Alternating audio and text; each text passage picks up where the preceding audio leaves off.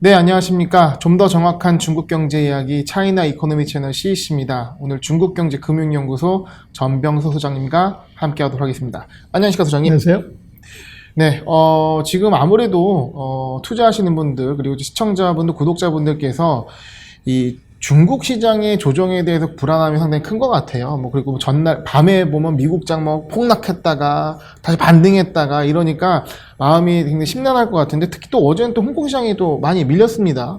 그러니까 우리가 참 믿고 있었던 시장이었는데, 많이 밀려는 상황이 나와서, 시청자분들이 이제 불안하실 것 같은데요. 지금 이 조정이 과연 어떠한 조정이고, 그렇다면, 단순히, 많이 올랐으니까 빠졌다. 이게 아니라, 데이터에 근거해서 향후 어떻게 전개될 것인지 우리가 좀 예측할 필요가 있을 것 같은데요. 선생님, 어떻게 저희가 보면 될까요? 그래서 결론은 리바운드는 끝났고, 이제는 리커버하는 시대에 오는 거다. 그래서 최근에 미국도 그렇고, 중국도 그렇고, 특히 이제 홍콩 같은 경우는 많이 오른 게 제라는 거죠. 그래서 그 문제는 지금부터는 이것이 투자 스타일의 변화가 온 거다. 네. 그래서 과잉유동성으로 인해서 주가가 올라간 것들은 PR이 100배가 넘고 이런 것들은 이제 과한 것이고, 그래서 이제는 또 미국부터 중국부터 이제 금리가 올라간다고 하는 것 자체가 경기가 좋아지는 데 기대가 있다면 이건 시장은 유동성 장세에서 실적 장세로 전환하는 과정에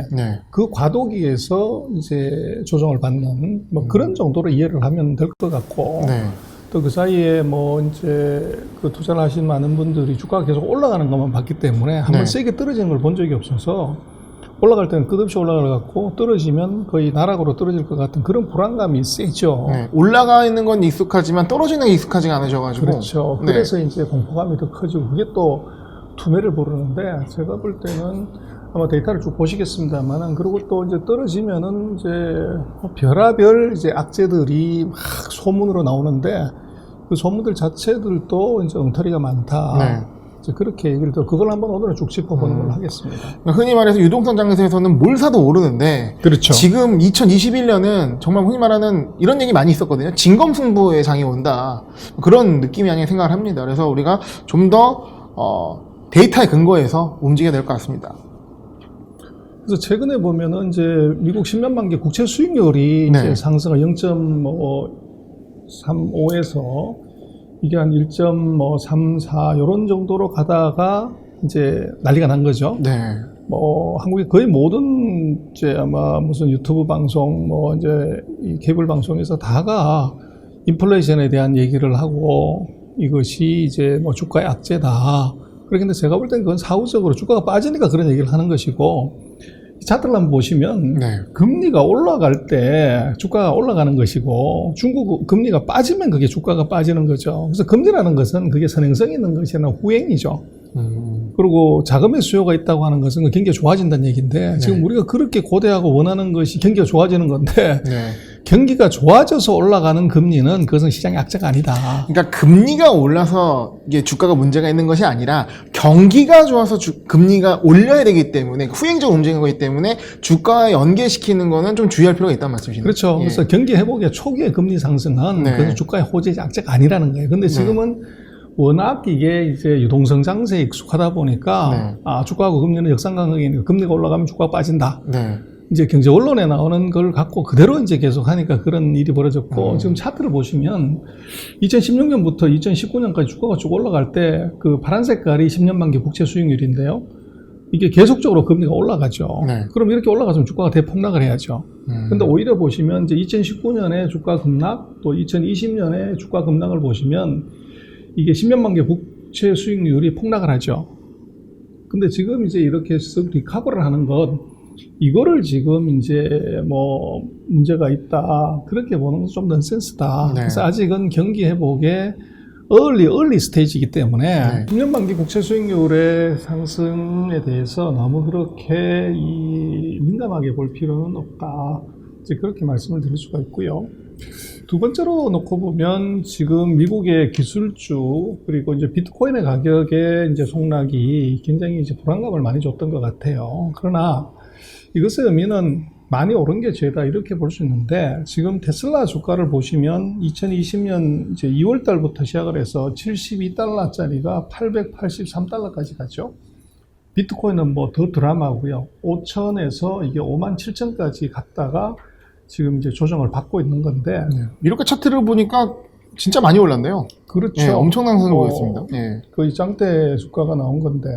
그래서 지금 보면 테슬라 같은 경우는 연초 대비해서 뭐 1월 4일 대비해서 보면 이제 다시 제자리로 왔고, 이 뭐 주가 상승률로 보면 한 120%까지 갔다가 지금 102%대로 어제까지 보면 그렇게 떨어졌고, 비트코인에 대해서도 뭐 여러 가지 얘기를 하지만 비트코인 같은 경우는 연초 대비해서 180%를 갔다가 지금 153 정도에 와 있습니다. 그래서 테슬라에 비해서는 비트코인은 아직 별로 떨어진 게 아니다. 최근에 뭐 급락을 했다고 얘기를 하지만 이제 그렇게 볼 수가 있고요. 네. 좀 흥미로운 점은 사실 비트코인과 기술주는 전혀 다른데 테슬라라는 매개로 지금은 같이 움직인다는 것도 굉장히 특징인 것 같습니다. 그렇죠. 네. 그래서 거기도 이제 아마 찬물을 부은 것이 이제 옐렌이 그 비트코인은 거래 대상의 이제 자산이 아니다. 그리고 이거 규제할 거다. 이제 그렇게 얘기를 했음에도 불구하고 이제 이게 그렇게 많이 폭락하지 않은 이유가 그것이 이제 어떻게 보면 그 유동성에 어떻게 보면 이제 매집 이게 이제 있다고 봐야 되는 거죠. 네. 그리고 지금 이제 봐야 되는 것은 그 10년 만기 국채 수익률이 올라가면서 이게 인플레에 관한 이제 얘기들 우려들이 많이 있는데 지금 봐야 되는 것 중에 하나는 이 화폐 유통 속도입니다. 네. M2 화폐 유통 속도를 보면 이것이 지금 뭐 이 떨어져 있는 수준이 이게 돈이 안 돈다는 얘기예요. 그래서 뭐 하루에 5만 명 이상의 사람들의 확진자가 생기는데 정상적인 영업 활동이 될 수가 없죠. 그러다 보니까 미국이 지금 돈이 안 돈다는 얘기고, 돈이 돌아야 이게 인플레이션이 생기는 것이지 화폐 유통 속도가 이렇게 떨어진 상황에서 인플레를 걱정하는 것은 아니다. 그리고 이제 지금 최근에 보면은 국채 수익률이 상승했다는 것이지 미국이 금리를 올린 건 아니잖아요. 네. 그래서 그 얘들은 뭐 2023년, 2024년까지 안 올리겠다고 지금 이제 물론 뭐 정부 당국자가 얘기하는 거지만, 근데 지금 놓고 보면 결국은 금리가 올리면 모든 것이 자산 가격이 바뀌는데 지금 거기에 중요한 올리는 것의 조건은 바로 고용이죠. 실업률을 보면 지금 현재 실업률은 거의 1970년, 75년, 85년 이 정도 수준의 지금 고용률이에요. 실업률이 굉장히 높기 때문에 이것을 금리를 올려가지고 이게 투자를 줄고 그리고 고용에 영향을 미치는 걸 정부가 지금 할 수가 구조적으로 없어요. 네. 그래서 그렇게 놓고 보면 이것이 그 긴축에 대한 우려는 지금 너무 좀 성급하다. 단순히 이제 연준이나 중앙은행이 주가만 갖고 긴축을 하는 것이 아니라 고용이라는 부분이 정확히 잡혀야 가능하다 말씀이신 거죠? 정말로 네. 중요한 거죠, 그게. 그래서 지금 뭐 이제 주식시장의 조정은 이미 왔었고, 그래서 그것들을 어떻게 보려는 부분은 아까 모두 말씀드린 것처럼 이게 코로나19로 인한 유동성 풀이 이것은 이제 리바운드한 것, 돈 풀면 죽은 고양이도 튀어오르는 거는 게임이 끝난 것 같고, 이제 본격적으로 중국부터 이제 경기가 2021년부터 좋아지는 것이 중국, 미국, 유럽 순서대로 좋아지기 때문에 소위 말하는 제대로 된 리커버, 이거를 이제 봐야 될 것 같고, 그래서 지금 미국 같은 경우는 이것이 이게 경기 회복 속도가 회복은 된다고 하지만 전고점을 가는데 금년 하반기 넘어야 되고, 중국 같은 경우는 이미 이제 작년 하반기부터 그 코로나19 이전 상태를 도달한 거죠. 그래서 결국은 이것은 이제 유동성이 아니라 실적 장소로 간다. 그래서 네. 기업의 실적들이 굉장히 중요해진다. 이제 그런 측면에서 볼 필요가 있을 것 같고요. 그다음에 이제 중국 시장의 주가 급락, 또 홍콩 시장의 이제 주가 하락에 대해서 뭐 한국에서 여러 가지 얘기가 많았던 것 같아요. 그래서 첫 번째는 제가 볼 때는 중국 마켓 같은 경우 금융시장은 춘절 자금 매수는 거의 끝났다. 그러고 이제 다음 주부터 양회의가 시작되기 때문에 이 추가적인 자금 시장의 악화는 그렇게 걱정하지 않아도 된다. 네. 그래서 그 이유는 뭐냐 그러면 지금 15레이트를 보면 상해 은행 간 거래 단기 금리를 보면 이것이 2월 초에 3.48까지 갔다가 이게 2.38 춘절 그쯤에는 갔다가 지금 최근에 1.58로 떨어졌어요. 그래서 계속적으로 자금을 회수하는데도 불구하고 이 금리가 이제 12월 22일 수준으로 떨어졌다고 하는 것은 금융시장이 그렇게 자금 압박을 받고 있지 않다는 것에 단기 금융시장이 안정화됐다 말씀이시죠? 그렇죠. 네. 그래서 그렇게 봐야 되고, 그래서 증시에서 이제 자금의 급속한 흡수는 추가적으로는 별로 없을 거다 이렇게 생각할 수가 있고, 또 지금 일부 이제 뭐 언론이나 또 이제 금융회사 레포트들이 그 PPI가 이게 지금 플러스가 나와서 이것이 이제 물가를 자극하기 때문에 뭐 멀지 않은 시간 내에 중국이 대출 금리를 올릴 것이다. 이제 그런 얘기들도 하는데 인플레이션 압박이란 얘기인 거잖아요. 그렇죠. 네. 근데 그건 뭐를 좀 봐야 되냐면 PPI가 오른다고 해서 금리를 올리는 건 아닙니다. 네. 그래서 PPI가 오른다고 하더라도 생산자 물가가 오른다고 하더라도 그 생산자 물가가 오른 것을 제품 가격에 반영해서 제품 가격이 올라야 CPI가 올라가게 되고 CPI가 올라가게 되면 그것이 이제 금리에 영향을 주죠. 네. 근데 지금 같은 경우는 미국이든 한국이든 뭐 중국이든 수요가 부족해서 이것이 공급 과잉의 상태예요.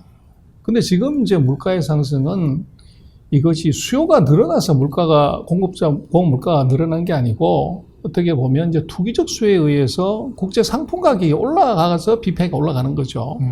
그런데 문제는 지금 수요가 좋지 않으면 예를 들면 노트북에 들어가는 원자재 부품 가격이 해외에서 수입하는 것이 올랐다고 하더라도 노트북 가격을 올리지 못하면 CPI는 올라갈 수가 없어요. 노트북 가격 올리긴 어렵다는 말씀이신가요? 그렇죠. 네. 수요가 없는데. 그래서 결국은 PPI가 올라간다고 해서 이것이 대출금리가 올리는 건 아니다. 네. 그렇게 봐야 되고. 그래서 지금 현재는 CPI가 마이너스예요. 중국이 마이너스 0.30이에요. 네. 그래서 이것은 뭐 PPI가 올라간다고 해서 이게 금리를 올릴 거다. 이렇게 보는 것은 좀 넌센스다. 그러니까 인플레이션을 판단하는 데 있어서 제일 중요한 거는 확실히 본질은 CPI네요. 그렇죠. 네. CPI를 봐야 되는데 아직은 이것은 이 금리를 인상시킬 정도 수준은 아니다. 이렇게 봐야 되고. 네. 그러면 이제 그 최근 한 2, 3일간의 그 홍콩이나 중국 시장에서 주가의 하락을 봤을 때 조금 이제 특징적인 게 있어요. 첫 번째는 주가가 많이 폭락한 회사들을 보면 그 100원짜리, 그래서 중국은 액면가가 1원이기 때문에 그래서 500배 정도의 가격을 가지는 이제 이런 회사들의 주가들이 크게 많이 떨어졌다는 거죠. 고가주들이. 네.